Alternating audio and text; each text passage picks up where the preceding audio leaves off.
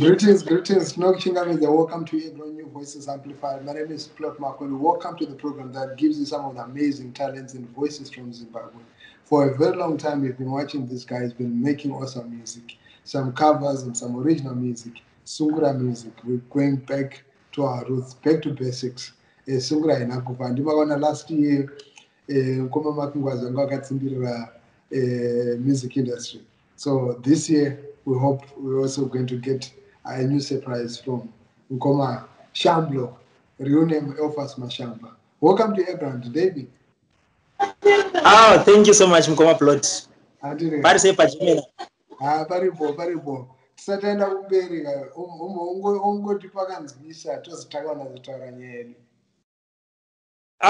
Okay. Yes.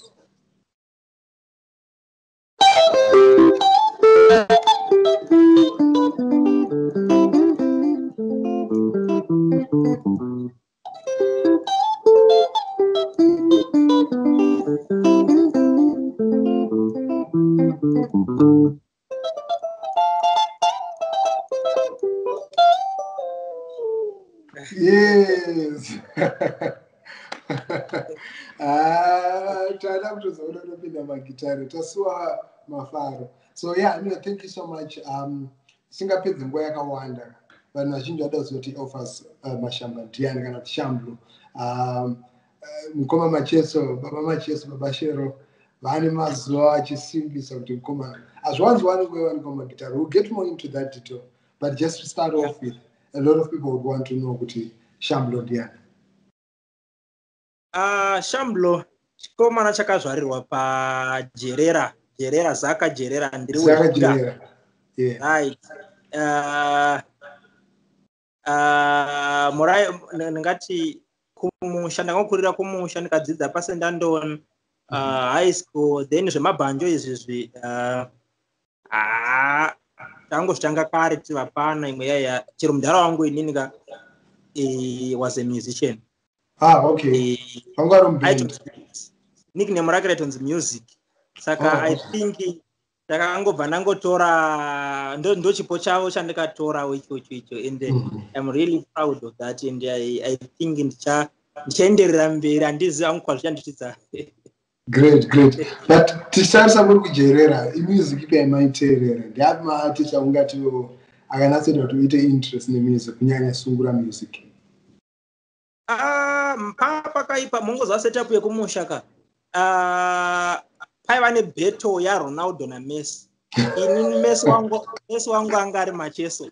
Messi wangu ari Macheso. Ndaiziva kuti anogona but the fact yekuti ndinoda Messi ka beto ndisakwanisa kuapproachita Dhewa ende ndaito ndikasvika pavanhu vachisimbisa Dhewa ka ndaikona zingabvira but hey saka inspired kubva child yangu ndi Alec Macheso to an extent yekuti ndakambotorohwa ndichiri grade 6-7 ndajamba juraho nda mushow yabasha ro pajerera so ndo pandabatwa nemamonyo ake ndikakiwa zvoti naiva zviziva ndakambovaroverwa vakatira vaona chete Wow, Rambai Makabata, we're coming back just now to Shamblo, aka real name Elphas Mashamba. We're going to take a very short commercial break to Baradzoka. So in the short break, I'm just going to give you a sample of one of his cover songs. He's done a lot of cover songs about Shero. So Django Tora from our archives, Dovanapo Kunzukisai. Rabbi Munes. Yes, so ndaitira kuti chi musoro kurambo wakakatwa again to adjust the items. Nasodera padhuze. Bo, yes. So now ndakudzoka. Tinokuchingamidza zvakare madzoka muchirongwa earGROUND New Voices Amplified. Mumwe tinotaura nevashamarari nevanoita zvemitambo yakasiyana-siyana. Nhasi tinotaura isusu nechikomana chepazaka jerera chinoitwa icho Elphas Mashamba aka Shamblo mumanyaya dzemagitaris. Angachititaurira iye kuti zvakatangira kujerera ikoko vachifarira Macheso ndiye akanyanya muinspire kuti atange kuita zvemagitari. kuti uzonatsa kuti wabata gitare pekutanga ukatanga nebhanjo here kana kuti ukatotanga nekuti ngopinda mugitare cha? Ndakatanga nebhanjo, ndaitorwa kamwe kabhanjo kangu kamwe kegaloni so kane twaini so kamwe so zvokutoti ende manje challenge mwatasangana nayo manje tichikura manje yes muchemberi wangu manje aisada ndiridze magitare andizvo chirombo chikoro ndaidambura mwe zvokuti saka manje aibva nditi udaita zvechirombe ndezvechirombe chichi to an extent yekuti aiti ndikagadzira bhanjo rangu ka mangwana makuseni pandorisiya pandomuka pandonichirowawo bhanjo rangu ka rabaya kuti rakavhuniwa kuti ratoveseswa moto cha baba kaipa. But chicha kada kuti usagive up, mabhanja achipiswa achitwa huni achitwa tsotso twaini dzichibaya, but hauna kugive up. What kept encouraging you? Come again? Naturally, even paipiswa mabhanjo hauna kurasa tariro. Chicha kada kuti urambe wakabatirira ukashingira panyaya dzemagitare. Chaidaro manje ndechekuti unozati kana une instinct racho muropa mako soka chero ukawana ma setbacks kana kuti ma stumbling blocks unosangana nawo muroad yako ka sometimes ini ndaizvitora semotivation man nokuti nyangwe ike zvezvi ndakuyeuchidza muchemberi wangu kuti achimbomusenderawo ATM yandi ndaona kumabhanjo so kuti amuchemberi ndo zviya zvamaipisa izvi unokuwara kuseka so So let's take you after Gerera. What has been your journey like? Ukafamba ukamboshanda nemamabhendere ekoko kana kuti ukangoramba ungori solo kusvika wauya pana zvazvakamira sei kuti usvike parinasi? Ndakati ndichipedza chikoro handiti ndapedza chikoro I joined ZCC brass band. Okay, great. Ndikatorekodha album inonzi makore 100 navo and but ndiri koko I was a trumpeter. I play a trumpet. Okay. And nangwana nhasi that's my second bass instrument. I can play that thing very well. Yes. Then ndadaro manje ka ndo pandikaona mukana because ndakabva ndabva pana muchemberi wangu manje. Saka ndo pandikaona mukana andishika kuisa munhu anondipisira gitara rangu apa unondiscourage ngozvimukira muroom mangu ndoseshena gitara rangu paipa ndakupolisha ende ndaicherera masongs amacheso ndicherera masongs amacheso ndoplaya along so hapana akambokudzidzisa waingodzidzira wega? I'm a self-taught guitarist, but of course kuti unyatsokuwana the actual concept yeguitar you need someone anombokulightena chete, but kudzidzira gitare kutotanga from scratch ka nokutokwanisa kutoproduce a melody ndakazvigadzirira ndoga zvezvo, but pane mudharawo zvake mumwe mudhara wakambotamba namudhara wangu achimubeki ndiye akambouya zvangu ndakatogara hangu pasi pemuti zvangu njuga dzina kubalanza ndakatogara pasi pemuti ndoro hangu chigitara changu akanditi mpana unoziva kuti gitara rako iri wakariswa kurichuna here? Ndakatombozi ndaibudisa masongs angu andoda ipapo ndikatomuti unonyepa tikanzaro ndokumbirawo kumbokuchunira gitara iroro then ndokuridzira zvaungochiridza then ndozokudzosera hangu gitara rako parangarira andikati abo ndobva vakandiitira samai zvakaridza ipapo manje ka zvazvinosiyana. Ndiye akabva nyatsokundipa kickstart hysteric mudhara uyu ndomutenda zingabviri mutenda uyu vanonzani zita ravo? Vanonzani zita ravo? Vainzani zita rake ainzi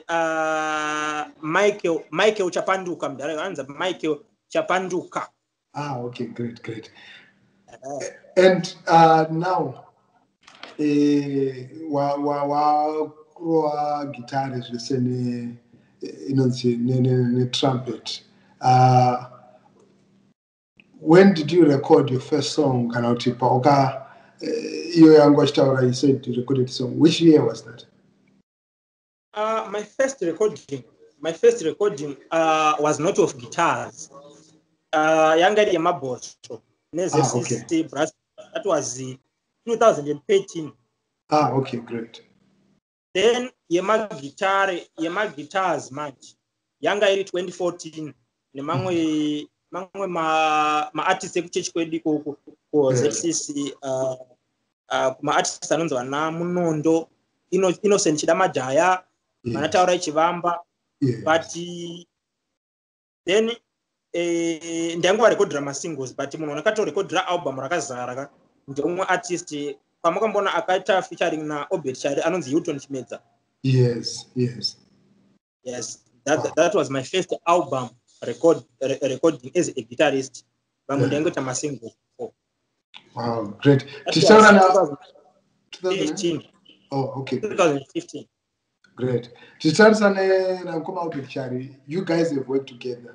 Muchiri kushanda mese, makamushanda mese, zvazvakamira sei. Makashanda mese pa project ipi? Na Mkoma Obed Chari takashanda pama projects akatoti one day, but pakazhinji ndaonzoshanda navo kuri kuma live shows, but ndisiri ndakarecorda studio. But song yandikaridza magitars ya Obed Chari mu studio inonzi Dambo. Vayari kutobudisa video nasi ye. Oh yes. Ndikamuitira magitars from the studio, but mamwe ese ndonzongomuitira pama live shows ake. Okay, great. And now, as a solo artist, I had song yakabudisa last year. Zvizvimwe zvaukatirongera, zvizvimwe zviri kuuya. Right. Pane album randiri kubudisa I think April ndokuresa, that's the latest. Pane album randogadzira resungura ratova almost finished. Ndongopolisha, but before April rofana kunge rabuda. Kana kuti mid April kuti early April rofana kunge ndari kanda pamhepo. Ndozvandiri kugadzira so far. And nditori palive yekugadzira album. Great. Nice. So magitare ndo full time job. Right.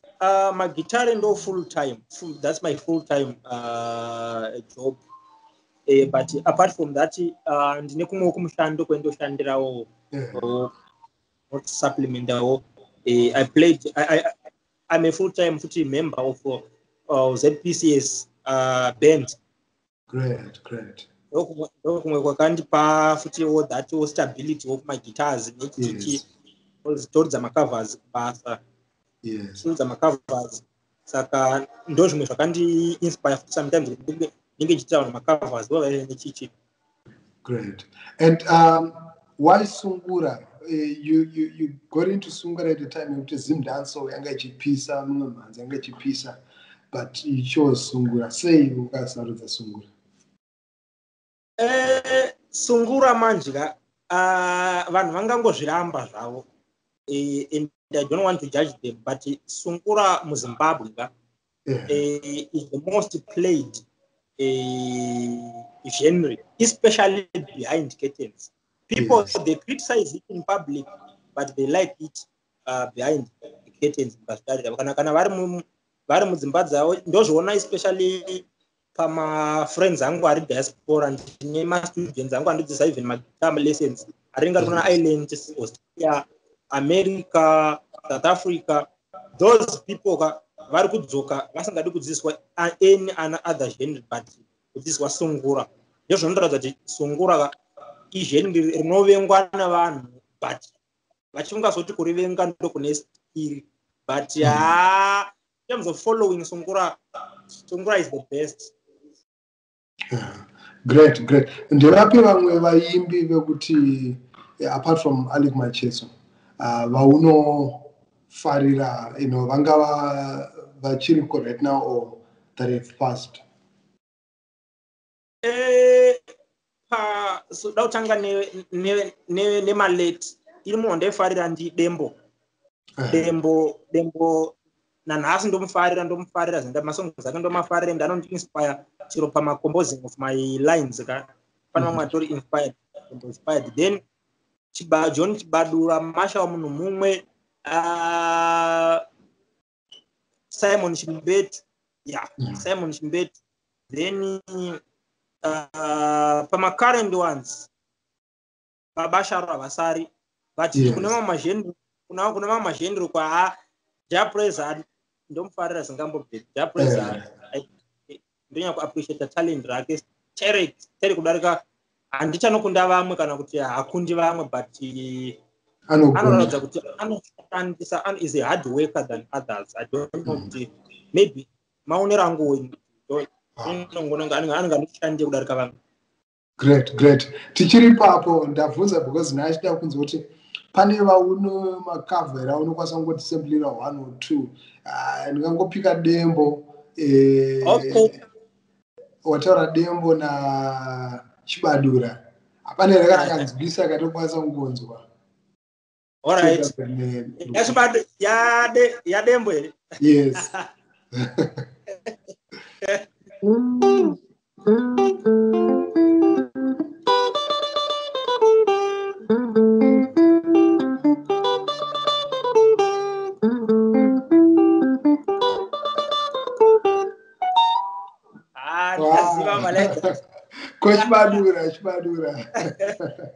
Chibadura. Yes.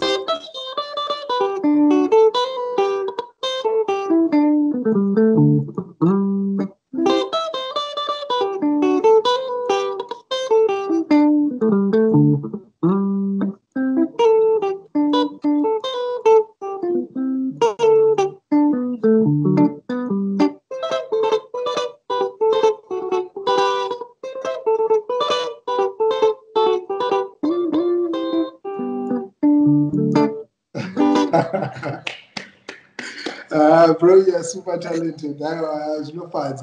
You know what? I think this is our original Zimbabwean sound. And what do you see as the future is Sungura?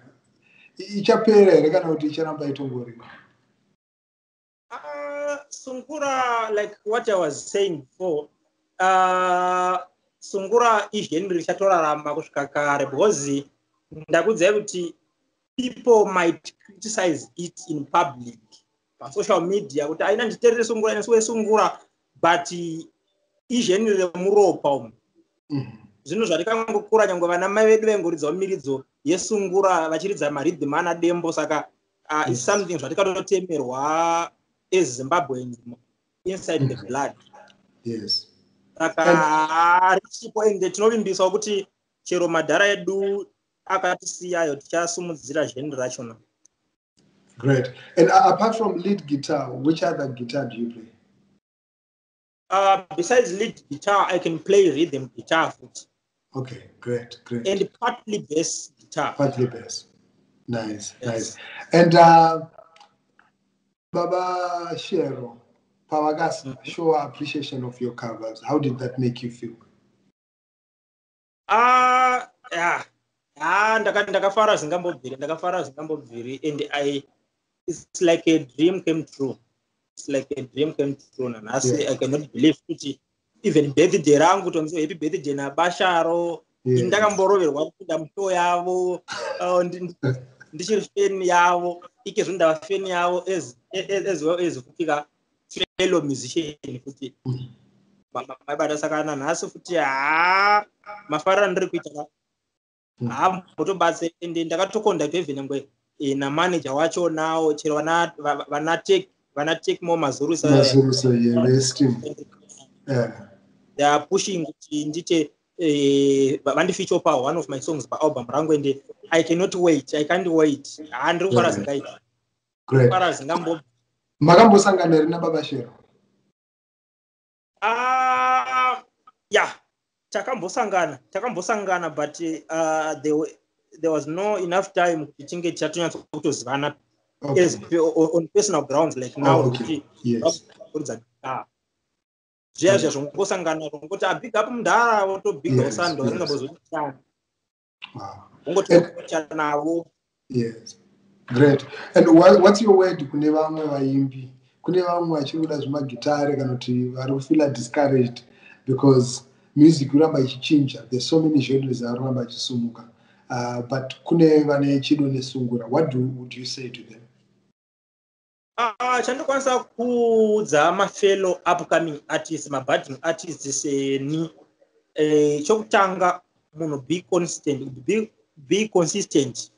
Ere hancha meno chiri kuchana kuti usatena ramba and never stop chasing your dream, because tinombo discourage wakamuma circles atinofera munza iwe kuita sungura iwe kuita chakuti chichika pane vakawanda vari kudzaro iwe kutemba rege unogona kuisumudza ere, but chandogona kungovaudza nje kuti ngavarambe vakangosimba padream ravo. Kana munhu ngangogara neskiri rake, infact indosa skiri rako. Kana uchida sungura, indosa sungura dzako. Kana uchida rege, danzo. Kana chichi munhu simba pateerera macritics kereke, especially because vaimbi vazhinji vanokwana ka downfall yavo iri it comes from closer circle. Vanhu vari paclose circle vaveka ndovanenge vachivaadvisa zviri vamwe. It's hard to appreciate we nemunhu ari padhuze newe anozoziva voice rako riya riya richituka vana plot kuti zvozoda vangwana woimba nevoice iroro manje ronetsa kuappreciate rinotuka vanhu kuchechi riya riya. Saka but manje outside there manje kune light than closer circle. Usakasira kuluza hope nekujajiwa nevanhu vanosora navo kazhinji. That's my word. Great. Wow, Mkomba Shamla, I really appreciate Dotenda Zvikuru, and thank you so much for coming to Sumudzira music iri muno muZimbabwe. We're going to keep following. Tichingotera tichiona kuti jeni nyiri kufamba sei, and toramba chingokurudzira kuti zvamurikuita zvakanaka. Muchazomboita chido here kana kuti urongwa hwokumbodzokera kunjanja kuzaka, ndakuti kunjanja kuzaka muombonwaridzira mbichana? Ndikaita album so far music yangu yanga iri mishoma yekuti ndikamwa ndikanzi izvezvo ndabhukirwa kana live choka ndagona kusaisumudza, but ike zvinezvi ndava nealbum soka chero pungwe nobori kunoedza tichirova waya. Zvinofadza. Hatingambopedza chirongwa tisina kubvunzwawo 1 or 2 makabva babashero atobva takumisana hedu chirongwa chedu. Muda kutipo kana? Regai bassman wangu abate gitara kire bass timbokovera full package. Nice. Great. Vanonzi zita? Madi? Anonzi zita? Anonzi Willow, bassman wasandrandevele. Ndi bassman wasandrandevele sodera. Ndapinde muscreen rega ndiite kuti muoneke mese. Makasimbira Mr. Willow? Amushe bobo kuri sei? Kuri bo. Saka rega ndidai so. Anditi. Tora idariro. Anza akawa. Right. Yes.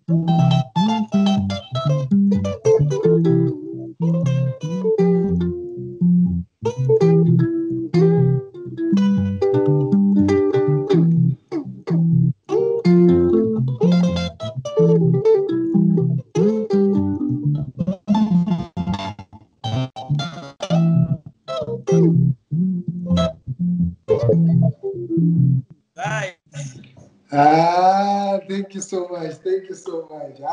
Ndinotenda zvikuru. Adire. Thank you so much. Adire, what is the word yamungapa kuna vatsigiri venyu and how can they connect?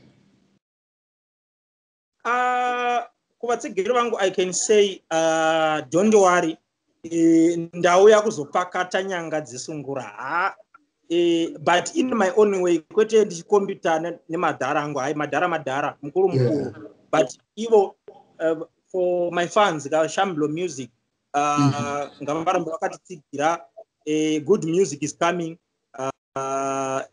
anytime saka ngavangoramba vakangoti support and they are supporting tinongoitendawo and tikuiona rutsigiro rwatiri kuona mayoutube edu ava nekuma more than 1.5 subscribers maviews arikuzara imwe mari muma-airtime tiringojuisirwawo mabundles ewo atinoona malive ndo vanogadzira deva vasipo zvirongwa zvakadai zvasingaiti saka ndoda kungomatenda mafans angu they are very loyal to me. Wow, thank you so much. Tinotenda zvikuru. Pana I saw a request pana bhanza vanorekera kepenga udzoke kana 1 2 batangovharisa. Penga udzoke. Yes. All right.